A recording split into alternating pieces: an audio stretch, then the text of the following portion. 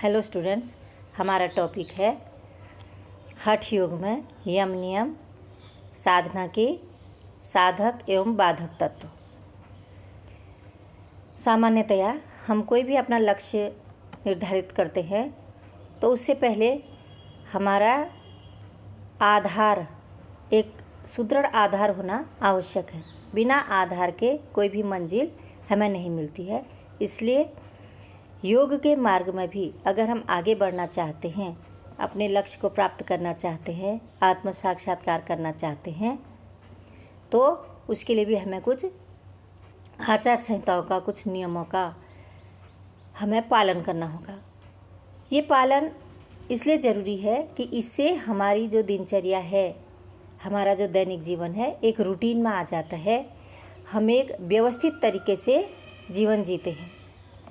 सामान्य अवस्था में भी हम देखते हैं कि हम जिस समाज में रहते हैं उस समाज में कुछ रूल्स रेगुलेशंस को हमको फॉलो करना पड़ता है। हमें क्या करना चाहिए, हमें क्या नहीं करना चाहिए, ये वो रूल रेगुलेशंस हमें बताते हैं, हमारा मार्गदर्शन करते हैं। इसलिए समाज का हम पर एक नियंत्रण होता है। तो सामाजिक नियंत्रण या नियम कानून इसलिए ज़रूरी है कि हम अच्छे कामों के लिए प्रवृत्त हो सकें और बुरे कामों से हतोत्साहित हो सकें। एक ओर हमें अच्छे कामों के लिए प्रवृत्त किया जाता है, उत्साहित किया जाता है, और दूसरी ओर हमें गलत कार्यों से हतोत्साहित किया जाता है। तो इसी तरह योग साधना में भी कुछ यम नियम हैं, कुछ आचार संहिताएं हैं, जिनको अगर साधक फॉलो करता है तो उसकी दिनचर्या व्यवस्थित होती है, उसका शरीर मन भाव उसके शुद्ध होते हैं और उसके जो साधना की और उसकी जो प्रवृत्ति है वो उत्तरोत्तर वृद्धि करती है। तो इस सेंस में अगर हम बात करें तो हठ योग में यम नियम बताए गए हैं, 10 यम और 10 नियम। पातंजल योग शास्त्र में 5 यम 5 नियमों की बात कही गई है, और लेकिन यहाँ पर 10 यम और 10 नियम है। तो यम नियम एक आचार संहिता है, कोड ऑफ कंडक्ट हैं, जो साधना के मार्ग में साधक सिद्ध होते हैं। ये आधार है, ये आधार मजबूत है, दृढ़ है। अगर किसी साधक का ये आधार मजबूत होता है तो उसके जो आगे का मार्ग है वो सरल हो जाता है। इसके साथ साथ ही जब हम अपना लक्ष्य निर्धारित करते हैं या साधक अपना लक्ष्य निर्धारित करता है तो उसके लिए यह भी आवश्यक है कि उसके सामने बाधक तत्व कौन कौन से हैं उनको देखना, उनको नज़रअंदाज नहीं करना। जैसे कोई लक्ष्य बनाया जाता है तो उसमें कुछ हमारे सामने प्रबंधन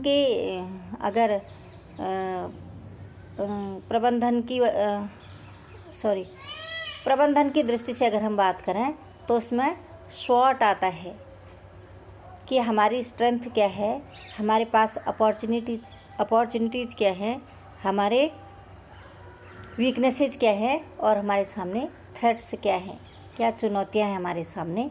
तो अगर हम उनको प्राप्त कर लेते हैं, समझ लेते हैं और जो सही चीज़ है उसको प्राप्त करने का प्रयास करते हैं, गलत चीज़ है उसको हटाने का प्रयास करते हैं, अपनी वीकनेसेस को हम कम करने का प्रयास करते हैं और जो हमारी स्ट्रेंथ है उसको बढ़ाने का काम करते हैं, तो उससे जो हमारा गोल होता है हमको आसानी से मिलने की संभावना हो जाती है या हम गोल के निकट पहुंचते हैं। तो साधना के क्षेत्र में भी यम नियम की बात कही गई है। और उसके बाद साधक एवं बाधक तत्व कि हमारे सामने कौन से साधक तत्व हैं, कौन से बाधक तत्व हैं। तो सबसे पहले हम यम नियमों की बात करेंगे। यम है अहिंसा, सत्य, अस्तेय, ब्रह्मचर्य, क्षमा, धृति, दया, ऋजुता, मिताहार और शौच। अहिंसा, हिंसा नहीं करना, किसी भी प्राणी को मन वचन काया से कष्ट न देना, न कष्ट देना, न किसी के द्वारा वो गलत कार्य करवाना, और न ही जो गलत कार्य करता है या जो हिंसा करता है उसका समर्थन करना। मन वचन काया से मतलब हिंसा से दूर रहना। सत्य, जो जैसा है उसको उसी रूप में देखना सत्य है। तो सत्य हमारे जीवन के आधारशिला है।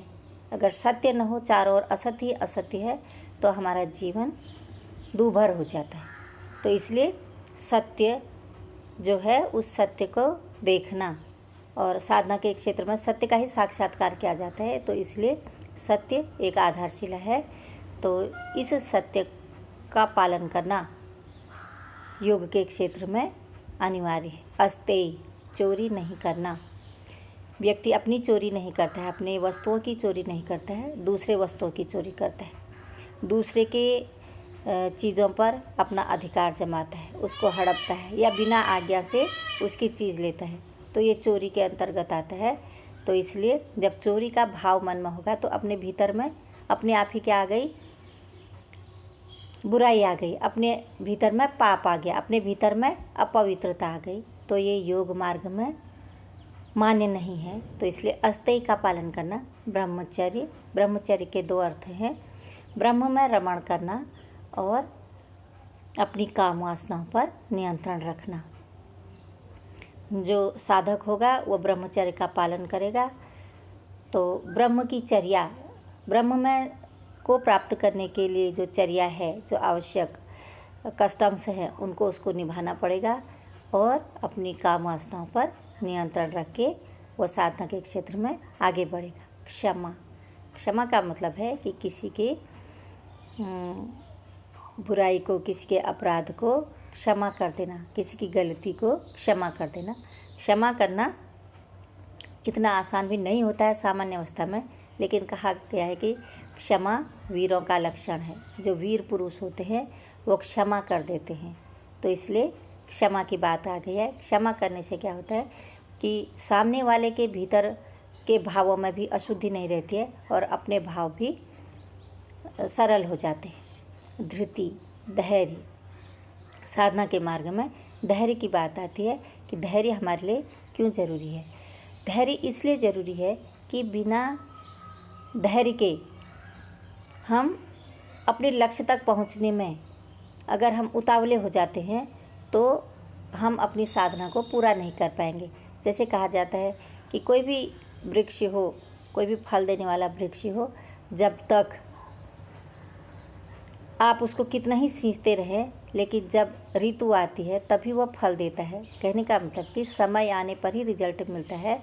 तो इसलिए साधना के क्षेत्र में भी जैसे जैसे साधना आगे बढ़ेगी, उसके हिसाब से साधक को उसका फल मिलता है। तो तब तक उसको धैर्य रखना चाहिए। अधैर्य रखेगा, उतावलापन रखेगा, तो वो साधना से विचलित हो सकता है। इसलिए धृति की बात कही गई है।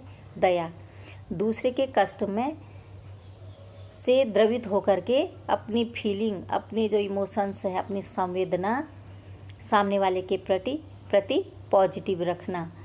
कहने का मतलब है कि सामने वाला कोई व्यक्ति अगर परेशान है, दुखी है, तो उसको देख करके, उसके संवेदनों को देख करके हमारे भीतर में भी संवेदन होना, उसके प्रति दया का भाव होना, ये भी ज़रूरी है। इससे हमारे भीतर में जो क्रूरता का भाव है या जो इग्नोरेंस का भाव है वो नहीं आएगा।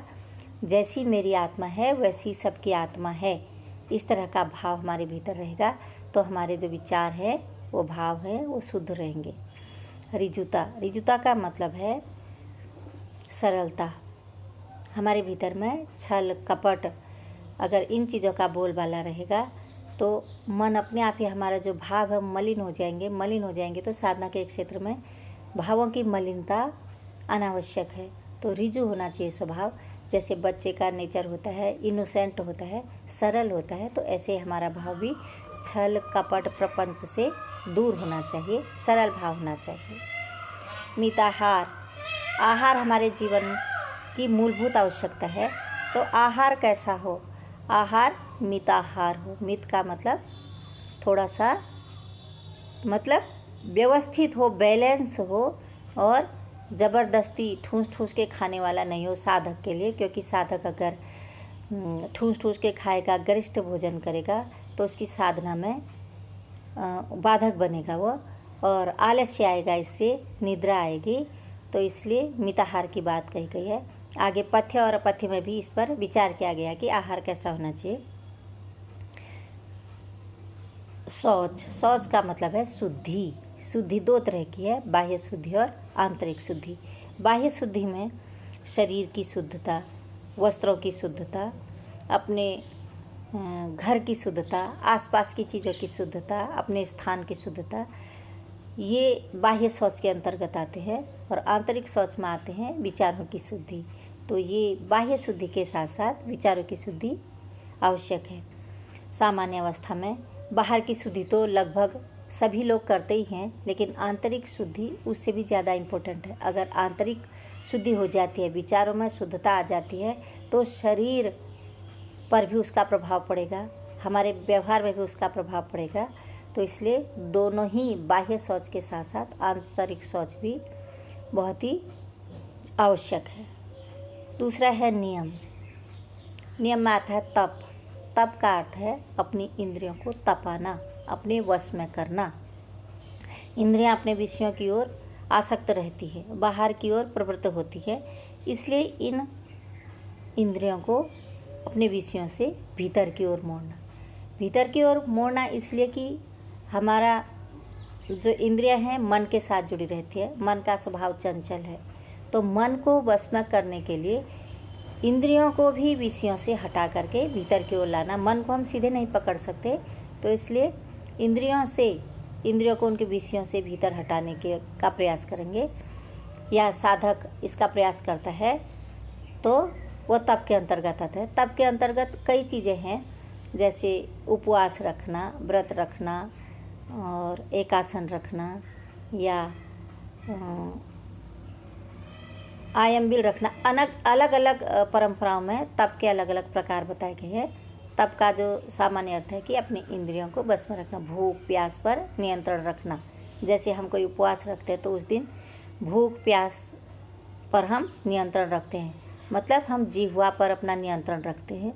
तो ऐसे ही अपनी इंद्रियों को पर नियंत्रण रखना या उनको अपने वश में करना तप के अंतर्गत आता है।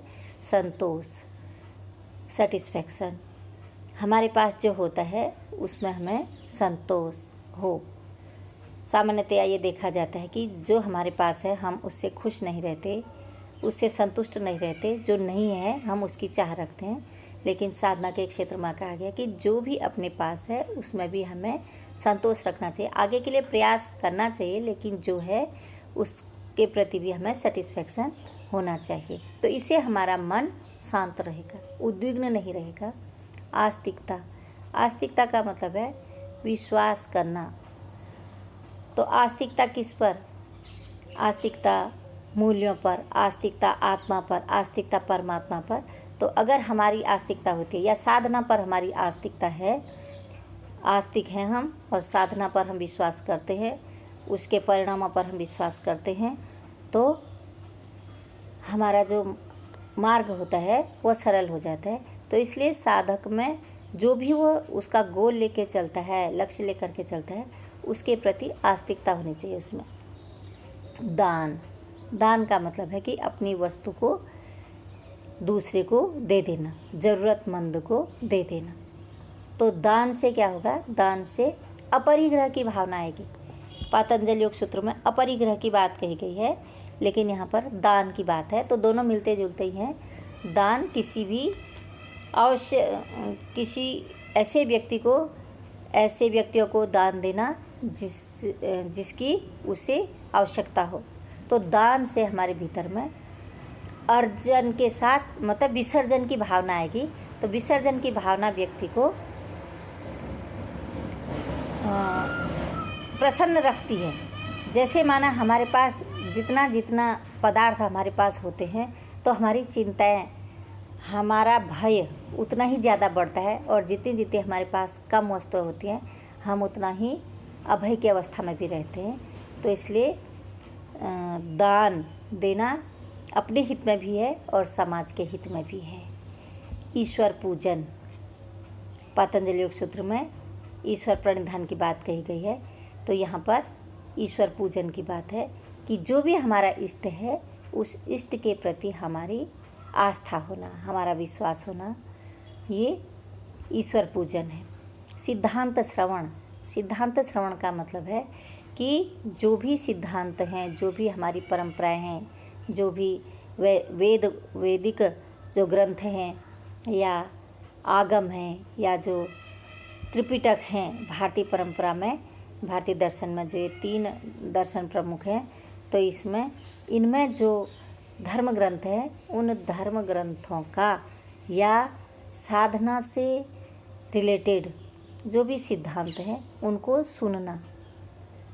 सुनना का मतलब है कि गुरु के पास जाकर के उनको सुनना, अच्छी बातों को सुनना, अच्छी बातों को ग्रहण करना, साधना से रिलेटेड जो भी बातें हैं, जो भी सिद्धांत हैं, नियम हैं, उनको सुनना, ये नियम के अंतर्गत आता है।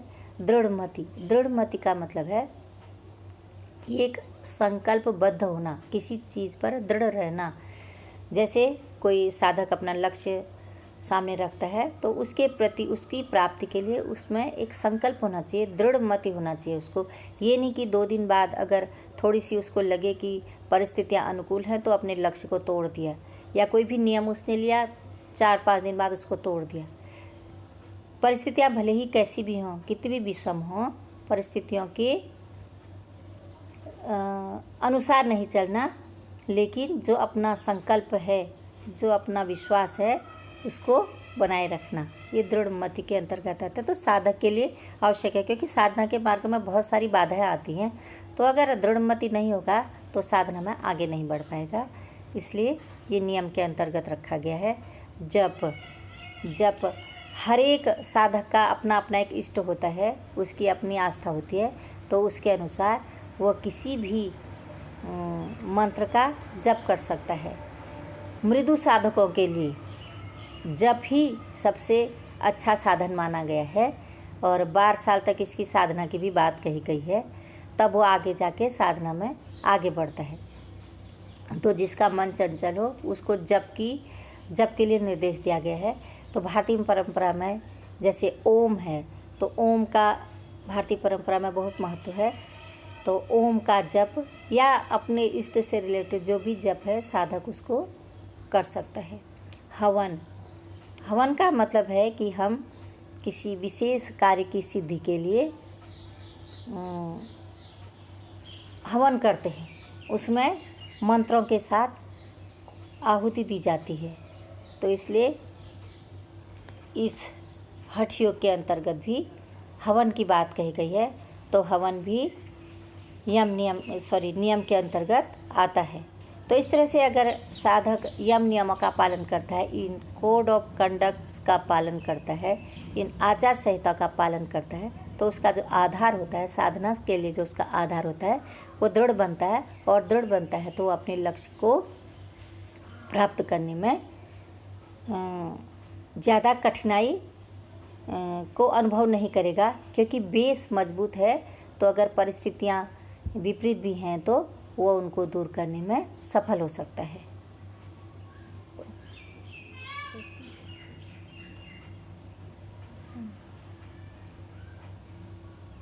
इसके बाद आता है योग के साधक एवं बाधक तत्व। तो सबसे पहले अगर हम बाधक तत्वों की बात करें, विघ्न, तो विघ्न 6 प्रकार के बताए गए हैं इसमें। तो कोई भी कार्य अगर कोई व्यक्ति करता है तो ये जरूरी नहीं है कि रास्ता हमेशा ही साफ हो। मतलब कोई भी लक्ष्य प्राप्त करने के लिए उसके बीच में बहुत सारे प्रॉब्लम्स आ सकती हैं। तो अगर उन प्रॉब्लम्स को धैर्यपूर्वक दूर किया जाए तो लक्ष्य प्राप्त करना आसान हो जाता है। तो बाधक तत्व में आता है योग के अधिक भोजन। जैसे ये पहले भी आया है कि मिताहार, तो मिताहार आवश्यक है, तो यहाँ पर अधिक भोजन बाधक तत्व है। अधिक भोजन से क्या होगा? अधिक भोजन से आलस्य आएगा, नींद आएगी, और तो अधिक भोजन साधना के मार्ग में बाधक बताया गया है। प्रयास, श्रम, तो अत्यधिक श्रम करना भी योग के हठ योग के मार्ग में बाधक बताया गया है। एक लिमिट में, एक सीमा में अगर शारीरिक श्रम करें, मानसिक श्रम करें तो वह सही है, लेकिन अत्यधिक अगर श्रम करता है, अत्यधिक शारीरिक श्रम या मानसिक श्रम करता है, तो उससे तनाव उत्पन्न होता है या थकान उत्पन्न होती है तो साधक ऐसे में साधना नहीं कर सकता है। तो इसलिए ये बाधक तत्व बताया कि अत्यधिक श्रम करना भी साधना के क्षेत्र में बाधक है। प्रजल्प, निरर्थक वार्तालापों में अगर साधक अपना समय बिताएगा तो उसकी एक तो समय नष्ट होगा और दूसरा उसके ऊर्जा का व्यय होगा। तो इसलिए निरर्थक बातों को बाधक तत्व में लिया गया है कि जितनी निरर्थक बातें होंगी उससे मन उतना चंचल होगा। तो इसलिए निरर्थक बातों को साधक के लिए बाधक तत्व बताया गया। नियमाग्रह, कोई भी नियम का आग्रह करना, जैसे कोई नियम ने लेना, कोई संकल्प लेना, तो अगर कोई विषम परिस्थिति हो तो वह नियम का पालन नहीं हो तो वह फिर साधक के लिए उचित नहीं है। तो इसलिए कहा गया है कि अत्यधिक नियम, जो कठोर नियम है, उन नियमों को साधक को नहीं रखना चाहिए। मतलब उसकी जो दिनचर्या हो सामान्य हो, आग्रहपूर्ण नहीं हो कि मुझे ऐसा करना ही है, ऐसा नहीं करना है, या जो भी है आग्रहपूर्ण जो उसके नियम है वो नहीं होने चाहिए। जनसंग का मतलब है कि अत्यधिक लोगों के बीच में उसको नहीं रहना चाहिए। अत्यधिक लोगों के बीच में अगर वो रहता है तो वो फिर से उसके पास समय नहीं होगा, उसकी ऊर्जा का व्यय होगा और साधना में जो अत्यधिक जनसंग है, वो जो शांति का वातावरण है वो नहीं मिल सकता है। इसलिए इसको भी बाधक तत्व कहा गया है। लौल्य, चंचलता, मानसिक चंचलता, ये बाधक तत्व में आती है। इसके बाद आता है साधक तत्व। साधक तत्व में आता है उत्साह के अंतर्गत कि साधक के मन में एक उत्साह होना चाहिए, जो उसने लक्ष्य निर्धारित किया है उसके प्रति उत्साह होनी चाहिए। निराशा का भाव या हतोत्साह नहीं होना चाहिए। उत्साह का भाव रहेगा तो वो निरंतर आगे सफल हो सकता है। साहस का मतलब है कि विषम परिस्थितियों में अपने धैर्य को नहीं खोना, अपने साहस को नहीं खोना। साहस बनाए रखना मतलब एक विश्वास बनाए रखना। तो साहस का होना भी इसमें ज़रूरी है। साधक तत्व में आता है धैर्य रखना आवश्यक है, क्योंकि बिना धैर्य के जो साधना है उसमें आगे नहीं बढ़ा जा सकता है। इसलिए धैर्य की बात है। तत्व ज्ञान जो वास्तविक ज्ञान है उसका भी उसे ज्ञान होना चाहिए, उसके प्रति उसकी श्रद्धा होनी चाहिए। और निश्चय, एक दृढ़ निश्चय होना चाहिए उसके कि मुझे अपने लक्ष्य को जैसे प्राप्त करना है, तो एक निश्चय होना चाहिए, एक दृढ़ता उसमें होनी चाहिए। इसके बाद आता है जनसंग परित्याग, मतलब अधिक से अधिक या ज़्यादा भीड़ वाली जगह में नहीं रहना, ज़्यादा शोरगुल वाली जगह में नहीं रहना।